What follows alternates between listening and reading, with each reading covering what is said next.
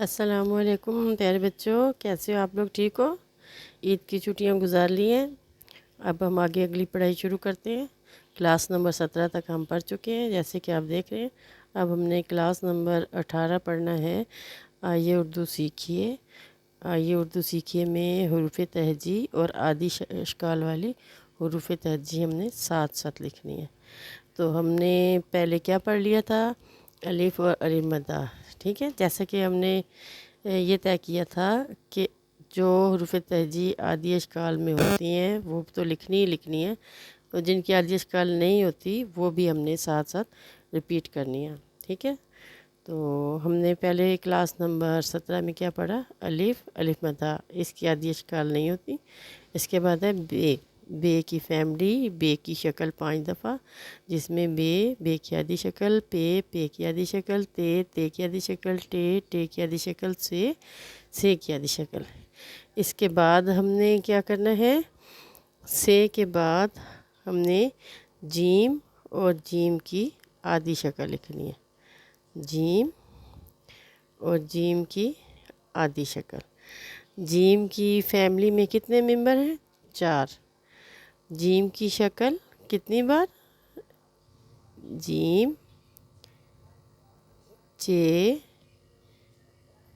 ہے، خے، کتنی بار ہے؟ 1 2 3 4۔ جیم کی شکل ہم نے کتنی بار لکھی ہے؟ 4 بار۔ حروف تہجی میں جیم کی فیملی، جو جیم کی شکل ایک جیسی ہے، اس میں صرف نقطوں کا فرق ہے، وہ کتنی بار ہے؟ 4 بار۔ جیم کا 1 نقطہ، چے کے 3 نقطے، ہے کا کوئی نقطہ نہیں ہوتا، اور خے کا 1 نقطہ۔ اب ہم نے اس کی عادی شکل لکھنی ہے۔ اس کی عادی شکل کس طرح ہوگی؟ جیم 1 دفعہ، 2 دفعہ، 3 دفعہ اور 4 دفعہ۔ ظاہر ہے جب جیم کی شکل ایک جیسی ہے تو اس کی عادی شکل جو ہے اس کی بھی شکل ایک جیسی ہوگی نا، الگ نہیں ہوگی۔ جیسا جیم ہم نے 4 دفعہ لکھا، ویسے ہی عادی شکل میں ہم نے جیم کو 4 دفعہ لکھا ہے۔ پھر اس کو نقطوں کے حساب سے ہم الگ الگ کر لیں گے۔